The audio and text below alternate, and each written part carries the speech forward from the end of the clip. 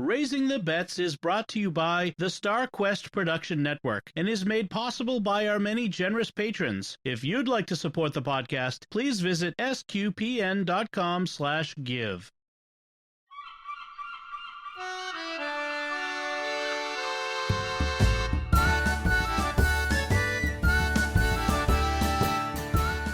You're listening to Raising the Bets, a family podcast of pirates and penguins.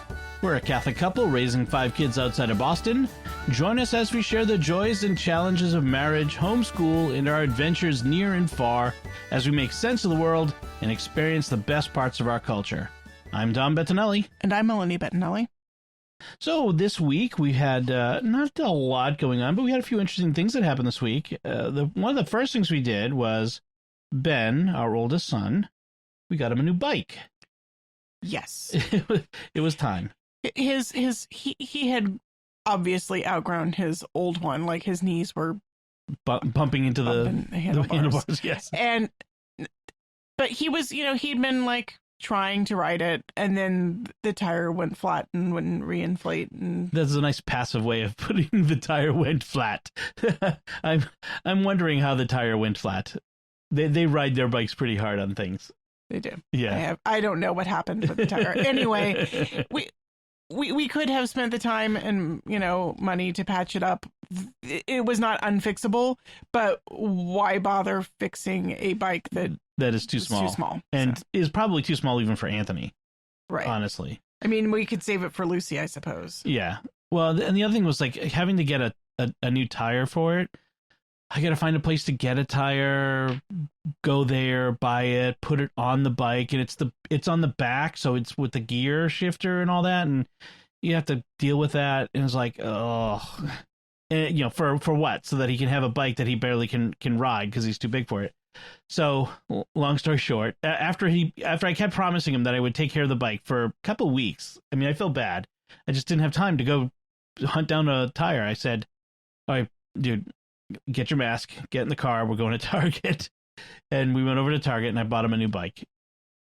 Probably he was very happy. He was very happy. It's probably more than I wanted to spend.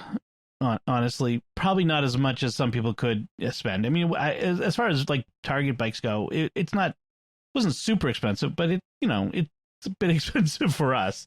But he's been riding it. He's getting outside. He's getting some exercise, and that's good. Yeah, and the weather's been pretty good. Yes, apart from the weird snow. We had snow this week. Yes, the April, what was the date? April 15th, tax day, although not this year. Tax day, it was the 16th. We had snow in Massachusetts. That just doesn't happen for us. I mean, it's occasionally happened. I recall, I was saying today, the latest in my life I ever remember snow falling in Massachusetts was, I think it was like either May 6th or May 13th. Well, my Facebook memories say that actually it had snowed before on that day in 2014. Yes. So followed by the winter from hell. So hopefully that wasn't a precursor. Oh yeah, it wasn't much snow. It melted like within a day. We got quite a lot of rain though in the last few days, which we needed. We definitely needed that. And today, though, was beautiful. Sunny. Yeah, well, sunny at times. Partly cloudy. Partly sunny, partly cloudy. We got out. We went to this new place that I found online called Burridge Pond Wildlife Area, which is in a town near us, about 30 minutes away, about a half hour from us. Something like that. And it was a Cub Scout den outing, and I've been waiting for the weather to get better. Because we can't have our den meetings indoors because of reasons, the usual. And we've been trying to do some outdoor stuff, but the weather's just been so bad. So finally the weather has turned enough that we can get out and go places. And so I organized a hike today. Unfortunately, only 2 other boys came. It's school vacation week in Massachusetts. We get 2 spring vacation weeks, one in February and one in April, because April 19th is Patriots Day, and so there's a week off or something. Nobody else gets it anywhere else, apparently. But anyway, we went. So I organized this hike at the Burridge Pond, and it was a nice hike. It was It a was nice, a really lovely hike. it's apparently a new area. They've newly opened it. It's owned by the state. And it used to be, I was looking it up. So originally it was the Great Cedar Swamp, which I love that name. Back in the 1700s and 1800s, it was the Great Cedar Swamp. It got logged out. Like they pretty well logged out all the cedar. Back at the turn of the 20th century, it was used to, Albert Burridge, hence the name, began digging peat moss to use as fuel. And then he founded a dye company, Dye Stuff. So he was one of the largest dye manufacturers in the United States during World War One. It was in huge demand for uniforms. Who knew? Okay. Then eventually it was shut down. They sold it to a cranberry concern who converted the wetlands into cranberry bogs, which was a big no-no back in the 80s. And the EPA shut them down. And in 1990, or 2002, actually, the state bought the land. And so it still gets some cranberry bogs. There's a big open pond. There's some red maple swamps, some Atlantic white cedar that's growing there, apparently, they said, and some freshwater marshes and streams and things like that. So there's lots and lots of wetlands. Lots of wetlands. It's 2,000 acres, which is huge. And the Audubon, by the way, has 600 acres adjacent to it. So it's a big open, wildlife area. And we saw plenty of birds. We saw egrets, herons, swans, ducks, geese, red-winged blackbirds, song sparrows, swallows. Yeah, you said the swans, the egrets, the herons. Yeah, the ducks. Yeah, tons of birds which was a lot of birds for this time of year. It's kind of unusual to see that many birds at this point. Like maybe in a month we'll be even seeing more birds, but it was nice. It was a nice 3-mile hike. It was flat, so no up and down, no hills, big wide, paths to walk on. Yeah, big enough for like there were lots of people out on bikes. There was bikes, some people on horses. So one woman walking some llamas. There was even llamas in the field. That was wild. That was kind of a little unusual. Like 2 llamas on leashes. Yeah, llamas on leashes. And and then people fishing there. And I think we're going to have our fishing derby there, our Cub Scout pack. One guy fishing in a boat on the pond. Yeah, kayaking. It was really nice. And there's a huge, it's like I said, it's a huge area. So I'm kind of looking forward to maybe going back and exploring some more of it. So this was one of a group of trails in this one town in Hanson, Mass, that are all new. I got this link to this website. Where was it? And it had I was Googling for places to go hiking. Nature walks in Hanson, 9 worthwhile places to explore. So there's 8 more to go to check out. I mean, that was a good find. So I was kind of happy about that. It took us 3 miles, took us about almost 2 hours. Yeah. We kind of went at a relaxed pace. And we stopped and we looked at things, and the kids climbed around on some ruined buildings, some old ruins. Yeah, and it was good. Looked at birds. Yeah, that was a good walk. So the other new thing this week was I finally got a new fire pit. I've been meaning to do that. Our old one that I bought 10 years ago, it was cheap and it had rusted out, and it finally had collapsed. The one leg, I was holding it up with a log. It had finally collapsed. It'd been left out in the rain and the weather, and it just was. It was going to rust out and all that stuff, and so it eventually did. So I got a nice new one. It's better, and I got a cover for it, so to cover it up. And so we had a fire the first night that I had it. I promised them I would do a fire, although we didn't get to do the s'mores. No, we ran out of time for that. But I have to say, getting them to go get wood from there's a place in our neighborhood. They call it the in-between place. It's in between 2 roads, and people drag their old all their stuff, their yard refuse there. So leaves and stuff, but even trees and other things. So they go and they collect wood from there that we use to have fires, and so they go pretty readily now these days. If I can promise them a fire, they'll go and get the wood. So I like that. So yeah, that was good. We had the good time today, especially. So let's talk about food. We have not been doing a lot of. We haven't been doing much. I think this is our pattern. We have a holiday where we have a lot of cooking, and then in the week or two following, we like. We did all the cooking. Yes. We don't want to do any more cooking. My cooking brain has been drained, and I will give you a few weeks to recharge that because I have my cooking creativity. Much. Yeah. I did make one new thing this week. I'd seen this recipe for sweet and tangy grilled country style pork ribs, Cook's Illustrated, and I've been seeing the country style pork ribs at the supermarket. And it was kind of curious. So, there's the baby back ribs, which I've been smoking, but these are grilled ribs, which means they take, instead of hours and hours, they're supposed to take like a half hour or so to cook at most. And I was like, that could be an interesting alternative. So I picked some up, and I don't know. What do you think? They're not as good as the smoked ribs. I think that's clear. Yeah, I mean, I'm not a huge ribs person anyway, so yeah, I'm probably not the best judge. Right. They were not bad. They had the country style ribs have little bones in them. That was just disconcerting. There were little bits of bone on the bottom part of it. I think that's more about the butchering than it is supermarket butchering. It's hit or miss. It was. I do not like finding chips of bone in what I'm eating. It kind of turns me off. Yeah, it's disconcerting. Makes it lose your appetite a little bit. I think the grill was kind of crowded, and so it didn't cook as well as I wanted to. If I'd had more time for it to really get some good sear on all sides, I had crowded the grill because I got extra ribs for the whole family. I thought we might need extras, and because I was making eggplant on the grill at the same time, and it just wasn't enough room. So that was my mistake.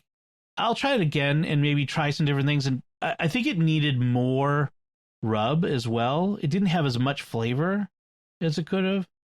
Although Isabella said it was too spicy. Well, I could dial back the spice, but the heat, but you still have some flavor to it. There's brown sugar, cayenne pepper, chili powder, salt. I could put some other things in it, try something different, and try to up the flavor there. So I might try it again at some point, not right away, but we'll see how that goes. I might do a pork shoulder. That might be interesting. A little harder to do because on a Weber, but we'll see. So that was the cooking. Yeah, it was all right. We'll try it again. So let's talk about now what we've been reading or watching. I watched a couple things this week. I watched Godzilla vs. Kong on HBO Max. I still had HBO Max because I'd watched Snyder cut Justice League for Secrets of Movies and TV. I will buy a month at a time to watch a particular thing if I need to, $15, and then I try to watch as much as I can to get my money's worth, and then cancel it. But so Godzilla vs. Kong, it's kind of Transformers with big animals. Yeah, not my genre at all. It might have been my genre when I was younger, but it's not really my. I was kind of bored with it, and also annoyed with the implausibilities. I mean, it's already giant ape and giant lizard. Okay, I could live with that, but things like they would really let them rampage through a city, destroying things willy nilly. There were characters in this movie that had nothing to do, major actors. Why is this guy even in this movie? He's not doing anything. It was just kind of because he was in the last movie. It was just kind of poorly written, poorly thought out. I thought that was pretty much the entire genre is things destroying cities and not much plot.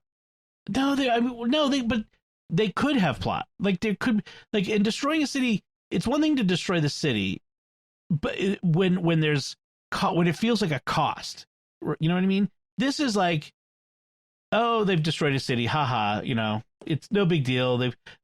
There's no consideration to the thousands of people who are dying and all those buildings that are being knocked down by the giant lizard running into it and that sort of stuff. I don't know. If you're going to have a disaster movie, you have to have this feel of the disaster. Otherwise it just seems gratuitous. I don't know. I felt like that with, was it Man of Steel? The final, I don't know if you Never saw it. Yeah. There was a final battle in Man of Steel and it just felt like it was like disaster porn. I hate to bring in the word, but It was just like, let's see what else. Let's see how many iconic things we can destroy. It was almost like a Roland Emmerich film, like in that sense. Which maybe it was. Was it Roland Emmerich? Maybe it wasn't. But the funny thing about like when I say it's it's a Transformer movie, spoilers, it has Mecha Godzilla in it at some point. Like this whole implausible. This whole silly plot line about Mecha Godzilla being like at first it's remote controlled telepathically, but then it gets independent and the AI in it takes over. It was just yeah. It was anyway. If you're a completist, if you love Godzilla, if you love King Kong, like the other Godzilla movies were better. I felt like they were pretty good. This one, not a fan. Anyway, the other thing I watched on Netflix was a new docudrama called "This Is a Robbery" about the Isabella Stewart Gardner Museum heist. Mm-hmm. So in 1989, I think it was. I kind of forget now. But around that time.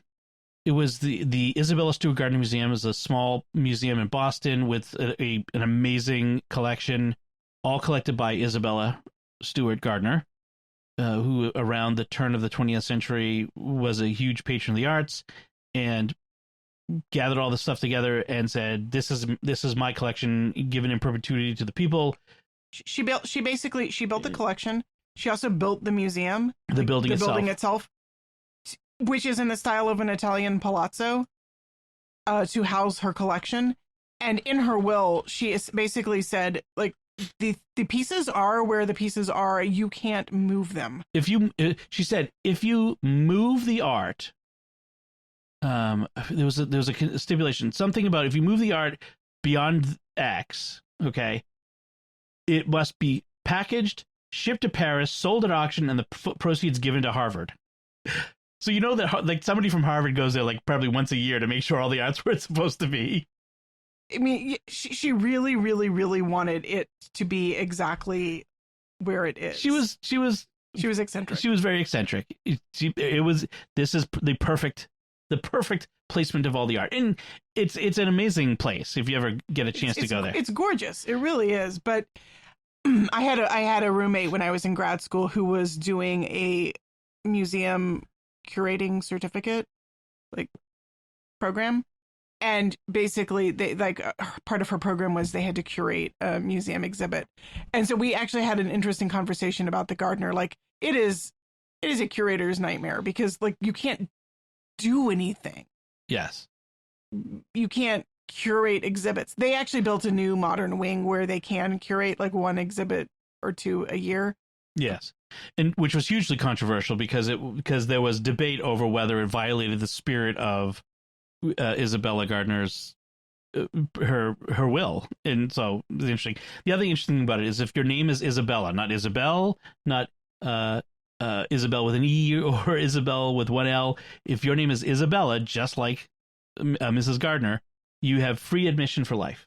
Yes. So our oldest daughter, Isabella, gets in free for life. Not our intent when we named her. No. Also, there's an annual Isabella party on Isabella Gardner's birthday. Anyway, so that's Isabella Gardner, and it has some amazing artwork. And the Rape of Lucretia, Botticelli's the story of Lucretia.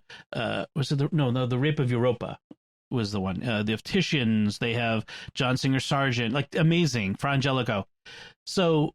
In 1990, St. Patrick's Day, 1990, there was a break-in. Two thieves broke in, disguised as police officers, and robbed the museum of 13 pieces of art worth a total of $500 million at the time, which makes it the greatest property theft in history. $500 million, $500 million worth of art. The single most valuable piece was Johannes Vermeer's The Concert, which was valued at over $200 million.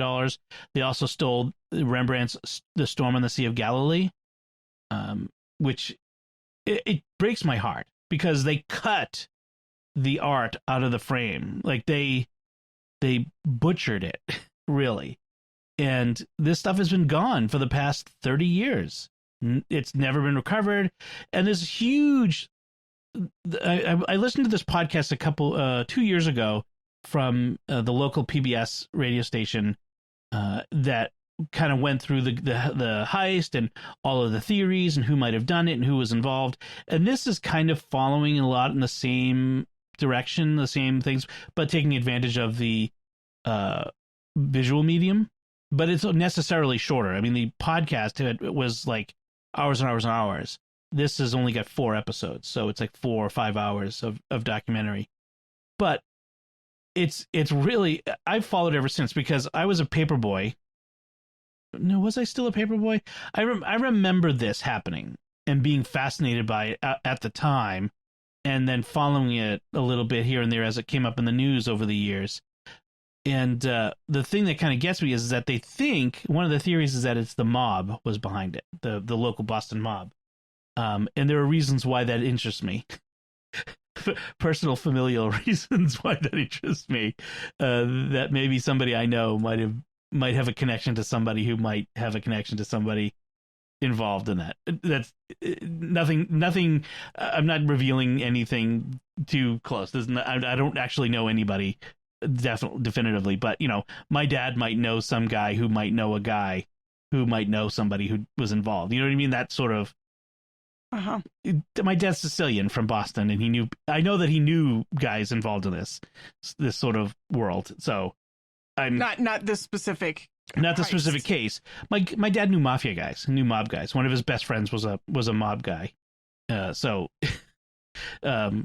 just so it is interesting to me that he might know somebody who was involved. But yeah, it's kind of fascinating. So it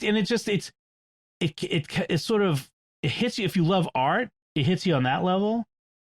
If you're fascinated by mysteries, it hits you on that level. Mm-hmm. It's a Boston thing, so it hits me on that level. So the documentary itself, This Is a Robbery, is pretty good.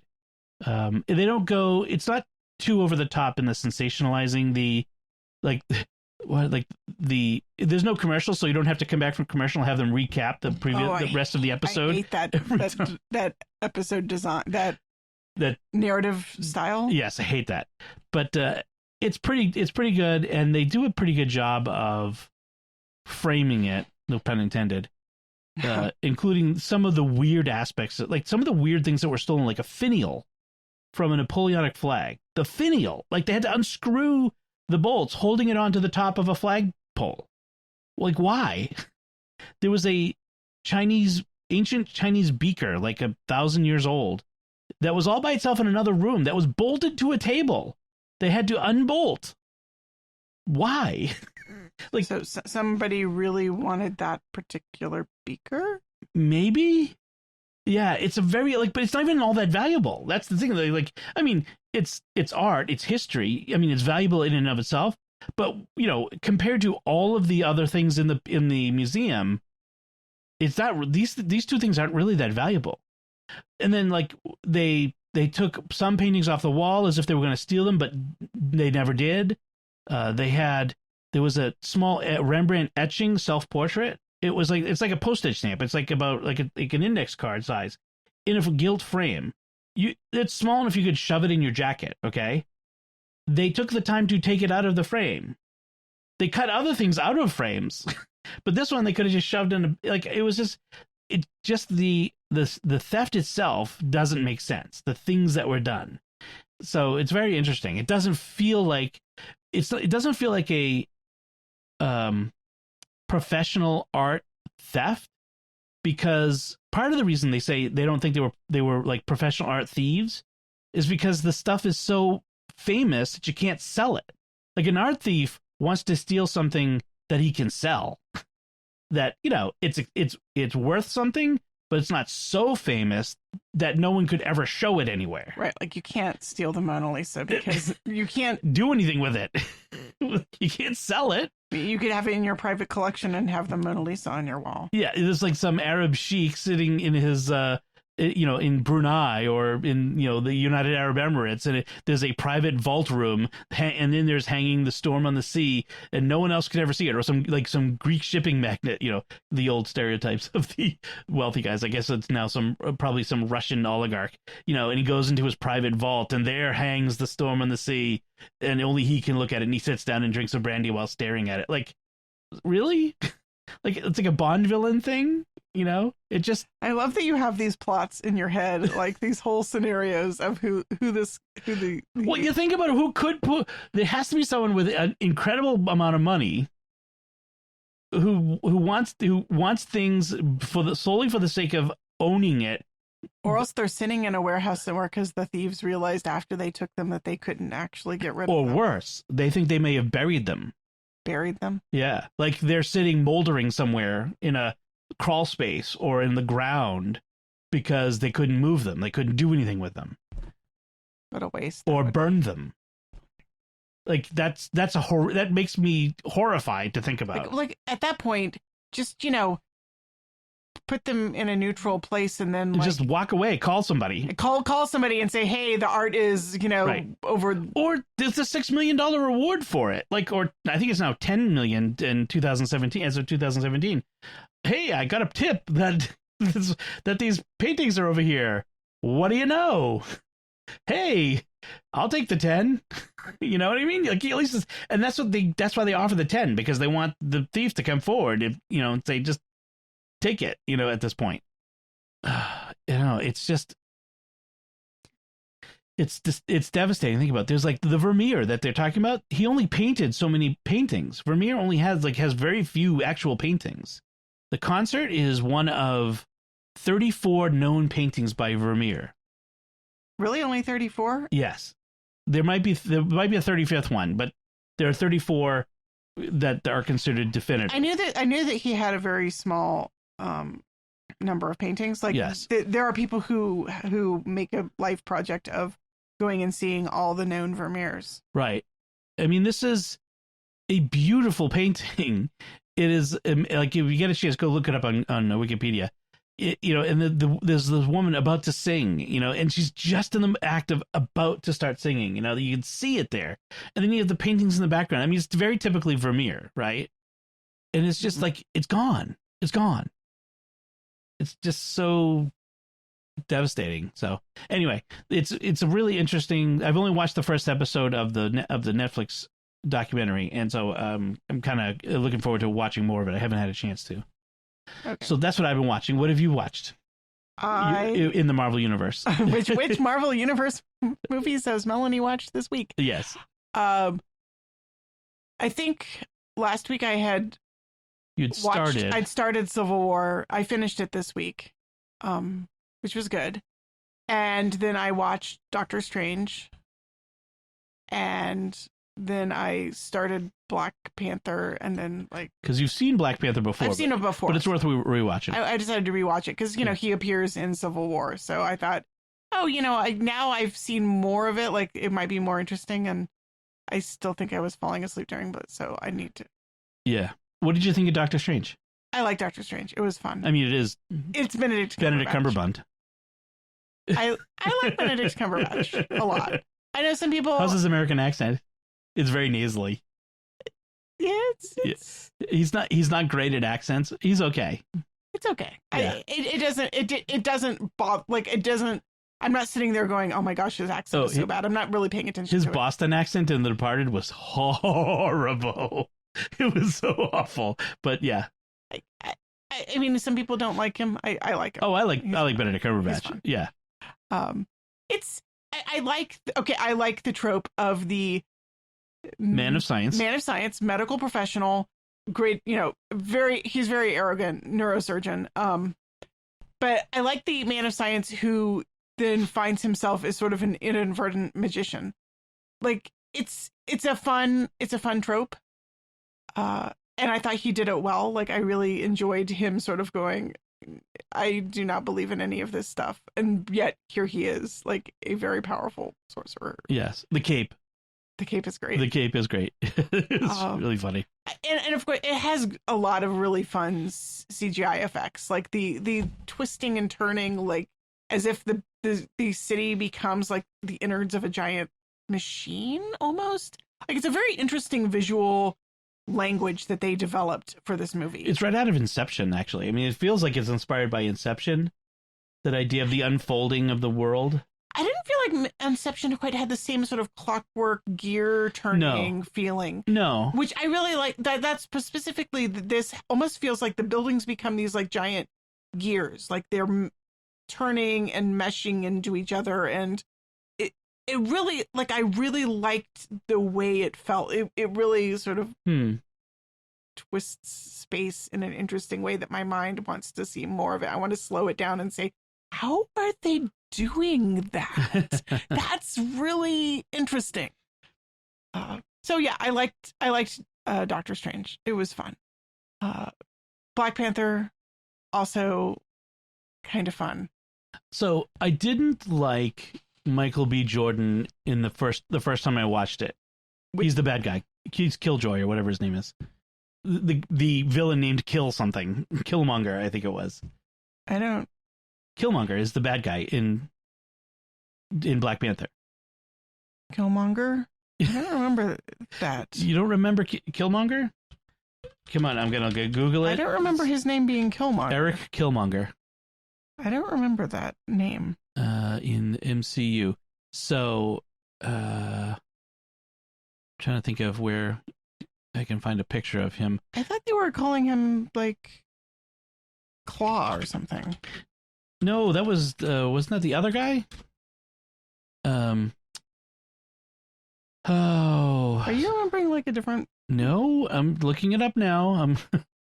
Because everyone listening is going, yeah, Najadaka, Eric Killmonger Stevens. Yes, it's right here.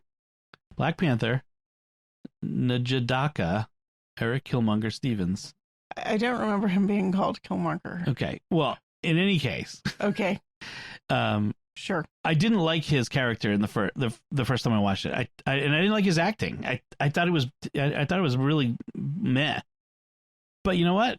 It turns out, like, I watched it again. I'm like, no, it's better. I don't know why I didn't like him the first time. The second time I liked it a lot better. So that's weird. Yeah, it's kind of odd.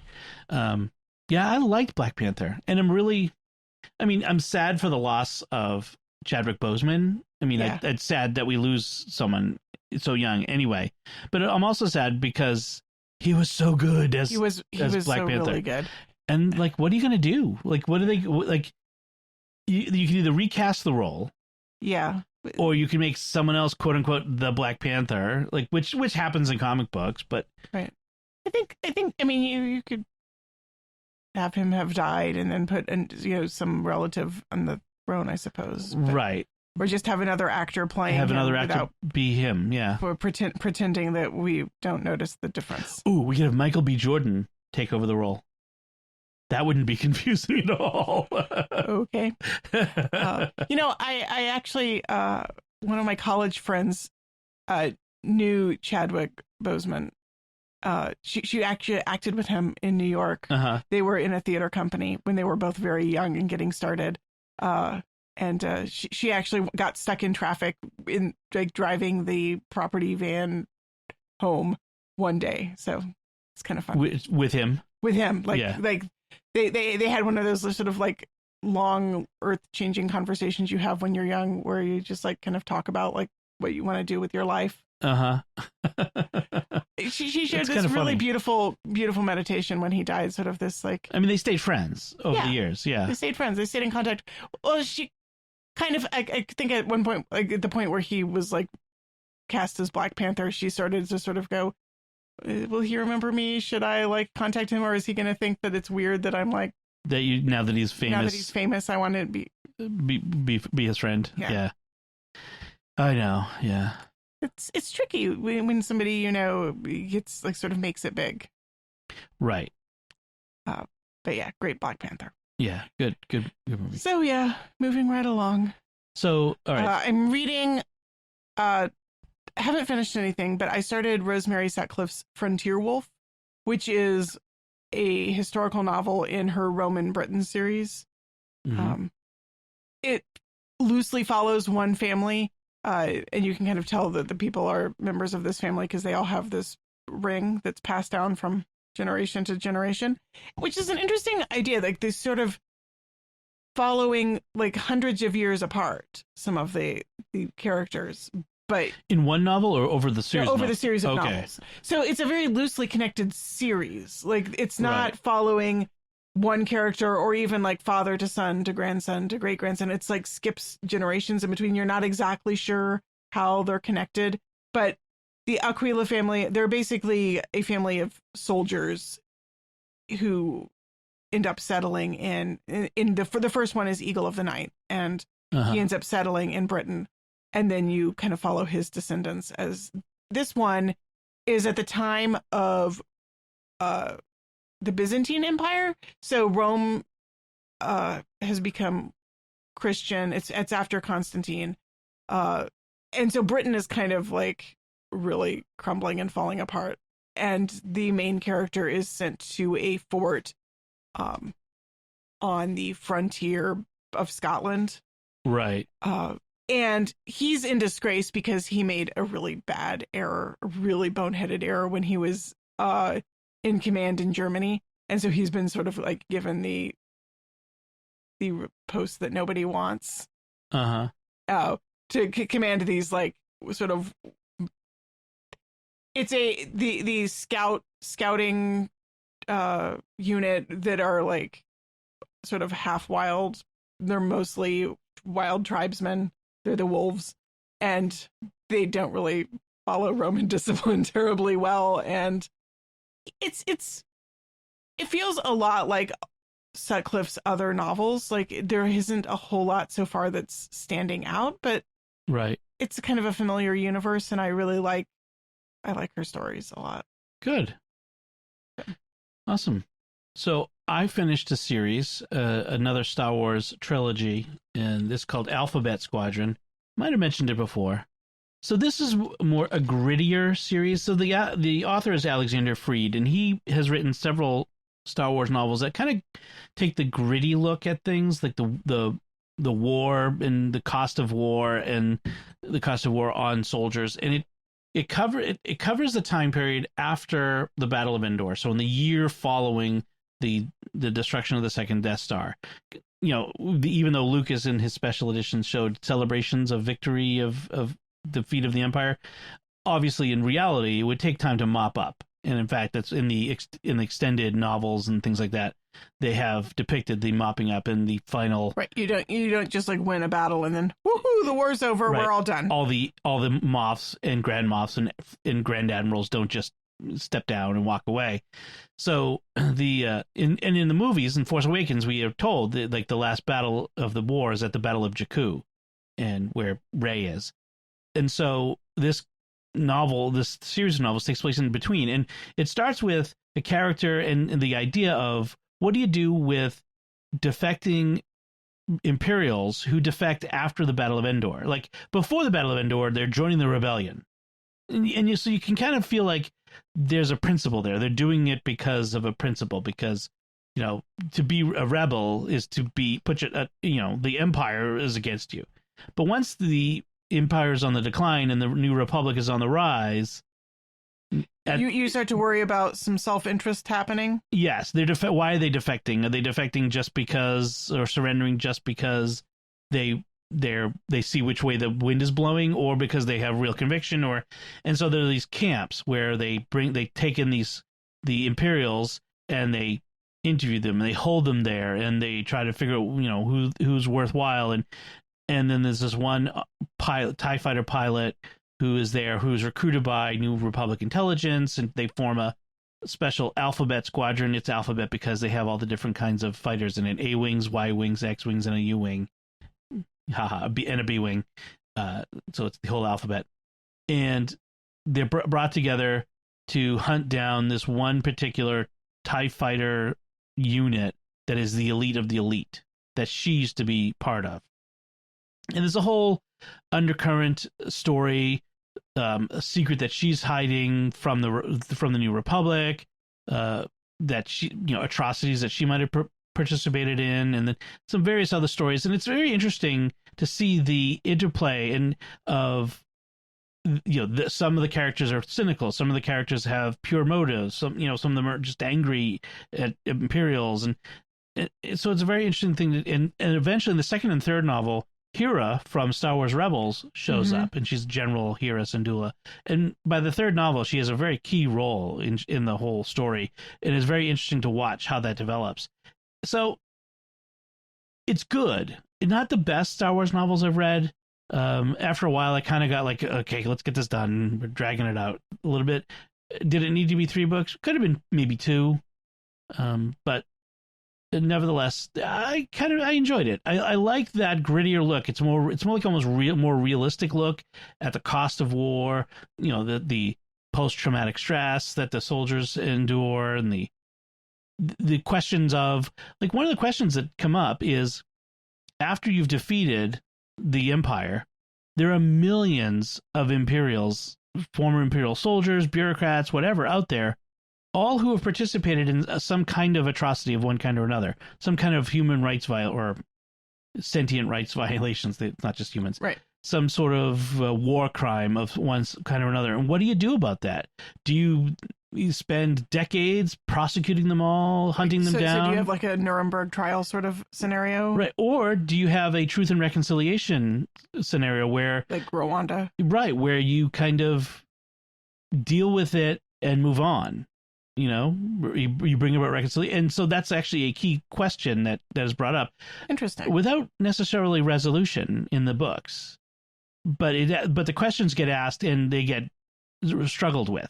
So that's interesting as well. So yeah, there's some pretty good aspects to the book. So I got to say that. I did enjoy that. So. Makes me think of Isabella's paper topic. Did we talk about that? Which one? Oh, I don't think we did. Yeah, so Isabella had to write an essay for her writing part of her English class.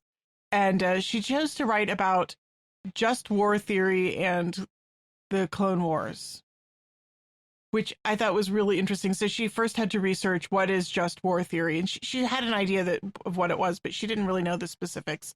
So she did a lot of reading about just war theory. And then she wrote about like the specifics in the Clone War and tried to apply the theory to the story. Interesting. Well, and you got a very big difficulty, a very big obstacle or hurdle there in that discussion, because the war was manipulated on both sides by one man. He created the war. Right. So in that, fundamentally, it's not a just war. Right. It couldn't possibly have truly been just. Right. If Darth Sidious Palpatine was behind it. And the essay that she was writing was not actually a argumentative, like a persuasive essay. It was what they called an exploratory essay in the book that we're using. And so it's where she sort of lays out the questions and the research, but she doesn't actually argue, like try to make a point. She right. just kind of looks at both sides. Interesting. So I thought this was a really good topic to do that with, because she didn't necessarily have to make up her mind about whether it's just or not and build an argument. She just sort of had to explore what are the things that one would look at in order to determine whether it's just or not. That's good. She could have developed it a little bit more, but considering this was her first essay that she's written, I kind of let it be there. We might work over the summer on revising it, but we're just trying to move on to the next assignment. Yeah, you want it to have been a fun, interesting assignment and not turn it into a slog. Right. Yeah. Good. That's cool. Yeah. So as far as whether I would have the kids read it, I might let Bella and Sophie read it, but I don't think Anthony would be. I don't think I would have him read it. No. It's really unfortunate. In some of the Star Wars novels, they're introducing some elements that I just don't. From our point of view, they're immoral. I mean, and which means, I think from an objective point of view, there's same-sex relationships of not really strongly. Like, you could read it and not pick it up, but I saw it and that's what they're hinting at there. So in other Star Wars novels, they've been more blatant about it, and that's annoying. Because I don't feel like I can pass those on to the kids. So that's too bad. Yeah. Anyway, but so that's Alphabet Squadron. So pretty good. So the one thing I wanted to bring up was the changing things going on with Mass. Now, obviously, every place is doing Mass under these COVID conditions differently. Some people are not really Some doing people, anything. right? For some people, there's nothing different. In some places, for us, there's diocesan regulations that limit attendance at Mass and the way things can be done, how communion can be distributed, what, the congregational singing, that sort of thing. But aspects of it are left up to the parish. How seats are allocated. Our parish has a ticket system that's changing. Right. And the max occupancy was actually defined by the state guidelines, right? Which the archdiocese adopted rather than push back, right? I mean, at least we got to be in church. But like it was up to the pastor to decide what to do. Like, this is your maximum occupancy. How do I fill it? How do I decide who gets to sit where? Right. That was right. Some parishes are doing like a Sign Up Genius, which is a website where like you sign up every week for a slot at a Mass. Our parish has done like a sort of semi-permanent, like you sign up. This is your pew at Mass every week. Boom. This is your pew at this Mass, which means you don't get a lot of flexibility. If you need to do something different next week, you're out of luck. But at the same time, there was only one English Mass. There's only one English Mass at our parish being offered, so it is what it is. So. And then they increased the capacity, so they allowed more people to come in, so they moved some things around. But this coming week, they're changing it to a first come, first choice system where you just rather than signing up, you just show up, and you show up as long as they have your name and phone number. He was not clear as to what they were like. Were we going to? I hope they're not going to take name and phone number to everybody as they come in the door. Like, can I just write it on a card and hand it to the usher as we walk in, so we don't have to? Or just say you've already got my information, because that's going to slow. Like, if they have to write everything down for every person coming in as you come in, that's going to slow things way down. Yeah, Mass will never start. But the idea is they want to be able to allow people to just come to Mass, like including people who are just interested, who have never been to Mass before and are just interested in going. I mean, that's got to be that has totally stopped the past year. We do not have people coming just showing up anymore. Right. Yeah. So I applaud that. That's good. And frankly, I wouldn't mind going back to sit in our regular pew if we can, at Mass, like miss sitting in our pew. I wonder if we'll see some people who haven't been coming. Right. Start showing up. There's plenty of folks I remember from before who I haven't seen since. They're not live streaming anymore. Have you noticed that? I did notice that. In fact, which makes me a little sad, because not everybody's vaccinated. Not everybody can get out. Yeah, I mean, I guess I can imagine it's a huge burden to live stream the 3-camera setup every week. But maybe even like one camera. Yeah, I don't know. And then, they got to do the microphones, they got to do the lighting. So it's all that extra work. I mean, that guy has to be there. And then I wonder if they've been paying him, which would be an additional expense. Right. So I get it. And I think they're still doing the Cape Verdean Mass. I think they're still streaming that. Right. Because they have a much higher demand. They're still packed to the gills. I think we're not getting full capacity at our parish, like at our Mass, Right. Oh, no, there was lots of empty, even with every other row seated, there were lots of empty rows. Right. So I think Father's trying to encourage people to come to Mass instead of staying at home. I don't know. But like you said, there are people who just can't come because they can't get the vaccine, or they just not comfortable. Anyway, there are other streamed Masses. So they're changing that this week. One of the regulations that they talked about, like they've been talking at Mass, is we weren't allowed to sing at all during Mass. We were allowed to say the prayers, but there was no congregational singing at all. And then recently they changed it to allow singing of the Mass parts, not the hymns, but the Mass parts, except for the responsorial psalm. And I was kind of taken aback. Like, we can sing the Gloria, we can sing the Sanctus, but we can't sing the responsorial psalm. What makes the responsorial psalm different? It's not as long. I mean, the Gloria and the Sanctus are longer. it felt kind of like a weird arbitrary guideline. Yeah, yeah. And the thing is, there's no explanation of how these decisions are made. Like, somebody's making decisions. And I'm just curious, like, what's the criteria that we're using? How do we determine this? What is the principle that we're operating from? I kind of wish there was a little more transparency on that, just because it feels arbitrary, and you're sitting there going, what's going on? Like, what is going on?